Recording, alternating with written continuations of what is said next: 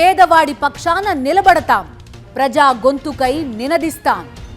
Voice of voiceless, తెలుగువారి మనస్సాక్షి సాక్షి TV. సాక్షి TV ప్రసారాల కోసం మీ స్థానిక కేబుల్ ఆపరేటర్ని వెంటనే సంప్రదించండి. కామారెడ్డి జిల్లాలో భారీ వర్షాలు బీభత్సం సృష్టించాయి. కుంభవృష్టి ధాటికి పలుచోట్ల జనజీవనం స్తంభించిపోయింది. చాలా ప్రాంతాల్లో రోడ్లు ధ్వంసమయ్యాయి. బీబీపేట నుంచి కామారెడ్డి వెళ్లే మార్గంలో వరద నీటి ధాటికి వంతెన కొట్టుకుపోయింది. దీంతో రాకపోకలు నిలిచిపోయాయి. మరోవైపు క్యాసంపల్లి శివారులో వరద తీవ్రతకు జాతీయ రహదారి బైపాస్ రోడ్డుపై భారీ గుంతలు ఏర్పడ్డాయి.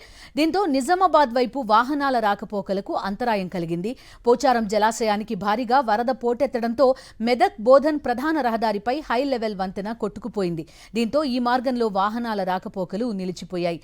ఇరువైపులా వాహనాలు రాకుండా బారికేడ్లు ఏర్పాటు చేశారు.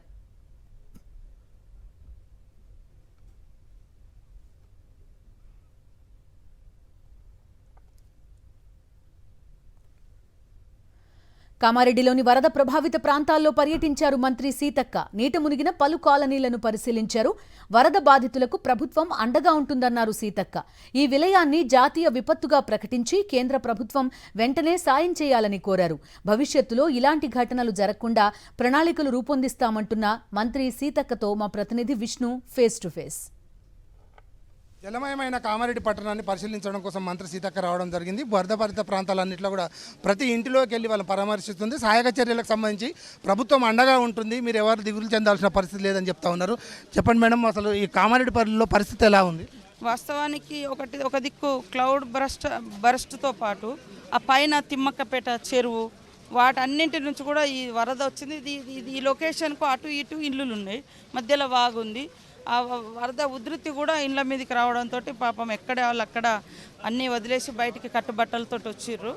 చాలా ఇబ్బందికరమైన పరిస్థితి ఉంది. రోడ్లు కూడా పోయినాయి.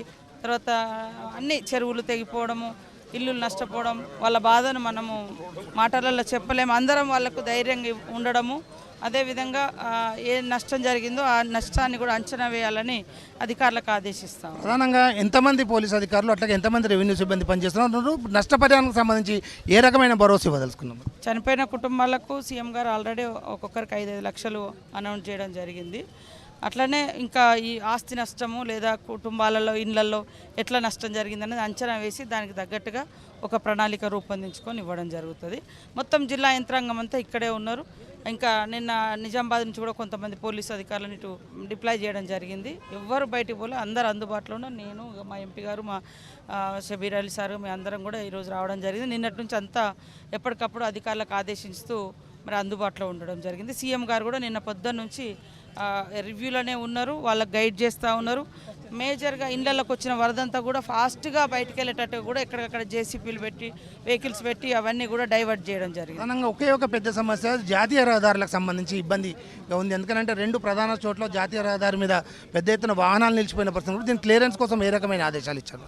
తప్పకుండా ఇది మరి సెంట్రల్ గవర్నమెంట్ కూడా ఇందులో ఇన్వాల్వ్ కావాలి. ఇది ఒక విపత్తు, తీవ్రమైనటువంటి విపత్తు కాబట్టి డిజాస్టర్ మేనేజ్మెంట్కి సంబంధించి వాళ్ళు కూడా ఇన్వాల్వ్ కావాలి.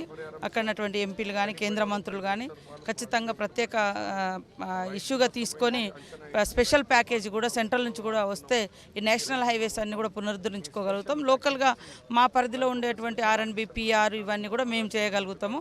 ఇది నేషనల్ హైవే కాబట్టి ఖచ్చితంగా సెంట్రల్ గవర్నమెంట్ ఇన్వాల్వ్ అయ్యి వెంటనే ప్రత్యేక ప్యాకేజీ ప్రకటించి ఇవన్నీ పునరుద్ధరించాలని కూడా మేము డిమాండ్ చేస్తున్నాం. మా పరిధిలో అయ్యేటి అన్నీ కూడా ఎలాంటి బేషజాలు లేకుండా, శక్తి వంచన లేకుండా ఇవన్నీ పునరుద్ధరిస్తాం. సేమ్ టైంలో సెంట్రల్ గవర్నమెంట్ కూడా సాయం చేయాలని కోరుతా ఉన్నాం. ముఖ్యంగా ప్రభుత్వం పూర్తి స్థాయిలో అండగా ఉంటుంది, బాధితులందరినీ కూడా ఆదుకోవడం కోసం ప్రయత్నం చేస్తుంది. జాతీయ రహదారులకు సంబంధించిన జరిగిన నష్టాన్ని ఖచ్చితంగా కేంద్ర ప్రభుత్వం ఇన్వాల్వ్ వీటిని పూర్తాలని చెప్తా ఉంది. వీడియో జర్నలిస్ట్ సతీష్తో విష్ణు, సాక్షి టీవీ, కామారెడ్డి నుండి.